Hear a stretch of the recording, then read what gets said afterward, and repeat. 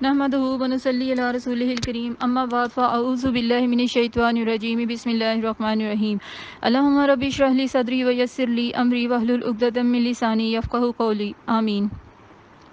سورۃ النحل۔ سورۃ النحل مبارکہ قرآن پاک کی ترتیب کے لحاظ سے 16ویں سورہ ہے۔ آیات کی تعداد 128 ہے اور اس کے 16 رکوع ہیں۔ یہ سورہ پاک مکی ہے جو حضور سرور عالم صلی اللہ علیہ وآلہ وسلم کی مکی زندگی کے آخری دور میں نازل ہوئی۔ مضامین میں جانے سے پہلے تھوڑا سا پس منظر۔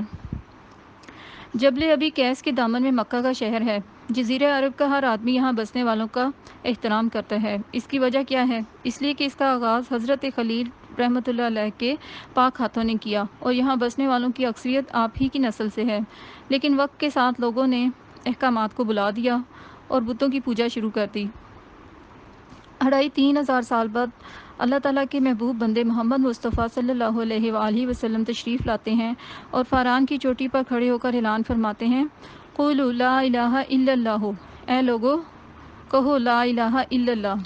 مکہ کے خاموش ماحول میں ایک ہنگامہ برپا ہو جاتا ہے۔ توحید کا نعرہ بلند ہونے پر اہل مکہ کا رد عمل حیرت، نفرت اور عداوت ظاہر کرتا ہے، حتیٰ کہ سنگ دلانہ تشدد کی شکل بھی اختیار کر لیتا ہے۔ وہ لوگ اپنے آبائی عقائد، نظریات اور رسوم کے تحفظ میں بھی اپنی بقا کا راز سمجھتے ہیں، اس لیے ہر قیمت پر اپنے فرسودہ نظام کو بچانا چاہتے ہیں۔ لیکن اسلام کی سادگی اور سچائی کے سامنے ان کی کوششیں کامیاب نہیں ہو رہی۔ دلائل کے میدان میں بھی ان کے قدم اکھڑ چکے۔ انہیں اپنی فصاحت اور بلاغت پر بڑا ناز تھا، لیکن قرآن کے حسن بیان نے انہیں مبہوت کر دیا۔ ان کے لرزہ خیز مظالم کے سامنے اہل ایمان کی ثابت قدمی نے انہیں حیران کر دیا، لیکن حق کو قبول کرنے کے لیے کسی طور آمادہ نہیں۔ آنکھوں پر تعصب کی پٹی بندھی ہوئی ہے، نامعقول اعتراضات کے سوا ان کے پاس کچھ نہیں رہا۔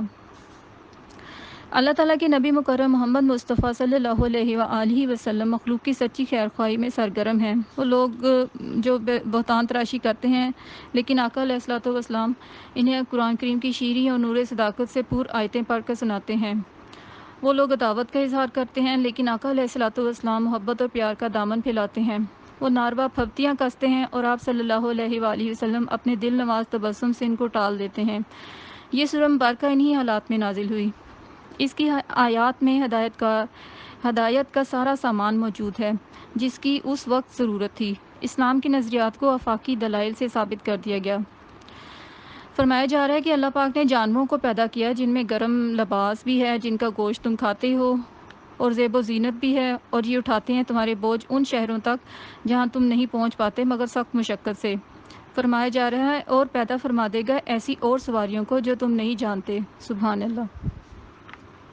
پھر فرمایا جا رہا ہے کہ اللہ تعالیٰ وہ ہے کہ جس نے اتارا آسمان سے پانی جو پینے کے کام بھی آتا ہے اور سبزہ بھی اگاتا ہے، جس میں طرح طرح کے کھیت ہیں، زیتون، کھجور اور انگور اور ہر قسم کے پھل۔ یقیناً جو لوگ غور و فکر کرتے ہیں ان تمام چیزوں میں قدرت الہی کی نشانی ہے۔ اور اللہ تعالیٰ نے مسخر کر دیے رات، دن، سورج، چاند، ستارے، اس میں بھی نشانی ہے۔ اور مسخر کر دیا سمندر کو جس میں سے تازہ گوشت کھاتے ہو اور زیور بھی نکالتے ہو، اور کشتیاں جن سے تم رزق تلاش کرتے ہو۔ پھر اللہ پاک نے گاڑ دیے بڑے بڑے پہاڑ تاکہ زمین لرزتی نہ رہے، اور نہریں جاری کی اور راستے بنا دیے تاکہ تم اپنی منزل پا سکو۔ کیا وہ ذات جس نے سب کچھ پیدا فرمایا اس کی مانند ہو سکتی ہے جس نے کچھ نہ بنایا؟ کیا تم اتنا بھی غور نہیں کرتے کہ جن چیزوں کو تم پوچھتے ہو اللہ کے سوا وہ کچھ نہیں پیدا کر سکتے، بلکہ وہ تو خود پیدا کیے گئے ہیں۔ سو تمہارا خدا خدائے واحد ہے۔ سبحان اللہ۔ ایک جگہ فرمایا کہ جنہوں نے مصائب پر صبر کیا اور مشکلات میں بھی اپنے رب پر بھروسہ کرتے ہیں ان کے لیے بہترین اجر ہوگا، اور دنیا میں بھی اور آخرت میں بھی۔ فرمایا اللہ کے لیے ہی سجدہ کر رہی ہے ہر چیز جو آسمانوں میں ہے اور جو زمین میں ہے، اور اللہ صرف ایک ہی ہے، بس اسی سے ڈرا کرو اور اسی کی ملک ہے جو کچھ آسمانوں اور زمین میں ہے۔ ایک جگہ مثال بیان فرمائی کہ تمہارے لیے مویشیوں میں بھی عبرت ہے، وہ اس طرح کہ ہم تمہیں پلاتے ہیں ان کے شکموں اور گوبر اور خون کے درمیان سے نکال کر خالص دودھ جو بہت خوش ذائقہ ہے۔ اور شہد کی مکھی کی مثال بھی دی کہ آپ کے رب نے ڈال دی اس کے دل میں یہ بات کہ بنایا کر پہاڑوں اور درختوں کی شاخوں میں اپنے چھتے، پھر رس چوسا کر ہر قسم کے پھلوں سے، پس چلتی رہا کر اپنے رب کی آسان کی ہوئی راہوں پر، اور پھر نکلتا ہے ان کے شکموں سے ایک شربت یعنی شہد مختلف رنگوں والا، اس میں شفا ہے لوگوں کے لیے اور اس میں نشانی بھی ہے غور و فکر کرنے والوں کے لیے۔ سبحان اللہ۔ پھر فرمایا اللہ تعالیٰ نے پیدا فرمایا ہے تمہیں، پھر جان قبض کرے گا تمہاری، اور بعض کو ناکارہ عمر کی طرف لوٹا دیا جاتا ہے تاکہ وہ کچھ نہ جانے جان لینے کے بعد۔ سبحان اللہ۔ بے شک اللہ تعالیٰ سب کچھ جاننے والا، ہر چیز پر قادر ہے۔ اسی طرح فرمایا اللہ تعالیٰ نے بعض کو بعض پر برتری بخشی ہے دولت کے لحاظ سے۔ پھر پوچھا کیا غلام اور آقا برابر ہو سکتے ہیں؟ اور کیا تم اپنی ساری دولت غلاموں میں بانٹ سکتے ہو تاکہ تم سب برابر ہو جاؤ؟ ہرگز نہیں۔ جب تم یہ پسند نہیں کرتے تو کیوں اللہ کے ساتھ شریک ٹھہراتے ہو بتوں کو؟ غور کرو، جو بات اپنے لیے پسند نہیں کرتے اللہ تعالیٰ کے لیے کیوں پسند کرتے ہو؟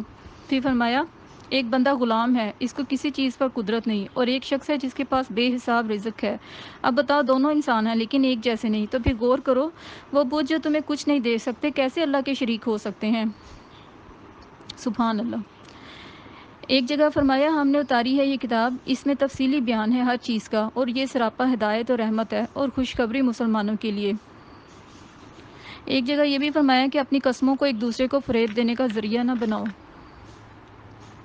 آخر میں تبلیغ کرنے والوں کے لیے ہدایات ہیں۔ فرمایا جو کوئی نیک عمل کرے گا خواہ وہ مرد ہو یا عورت تو ہم اسے عطا کریں گے ایک پاکیزہ زندگی۔ سو جب قرآن پاک کی تلاوت کرنے لگو تو تعوذ پڑھ لیا کرو تاکہ اللہ تعالیٰ سے پناہ مانگو اس شیطان کی وسوسہ اندازیوں سے۔ یقیناً اس کا زور نہیں چلتا ان لوگوں پر جو سچے دل سے ایمان لاتے ہیں، اور جو حکم اللہ پاک نے دیا ہے اسی کی تبلیغ کرو۔ اور کتنی خوبصورت آیت ہے آیت نمبر 125 کہ اے محبوب لوگوں کو اپنے رب کی راہ کی طرف حکمت سے اور عمدہ نصیحت سے بلائیے، اور ان سے بحث و مناظرہ اس انداز سے کیجیے جو بڑا پسندیدہ اور شائستہ ہو۔ سبحان اللہ۔ مسلمانوں کو مکارم اخلاق کا درس دیا جا رہا ہے کہ اگر تمہارا دشمن تمہیں نقصان پہنچائے تو درگزر کیا جائے، لیکن اگر ابھی تمہارا اخلاقی معیار اتنا بلند نہیں ہوا اور تم انتقام لینا ہی چاہتے ہو تو اتنا ہی لو جتنی تم پر زیادتی کی گئی، اور جوش انتقام میں ظالم نہ بن جانا۔ سبحان اللہ۔ اللہ پاک سے دعا ہے کہ ہمارا اخلاقی معیار بلند سے بلند تر فرمائے، ہمیں دین کی بات کو سلیقے سے آگے پہنچانے کی توفیق عطا فرمائے، آمین، اور ہم سب کی خطاؤں کو معاف فرمائے، آمین، بجاہ سید المرسلین محمد مصطفیٰ صلی اللہ علیہ وآلہ وسلم۔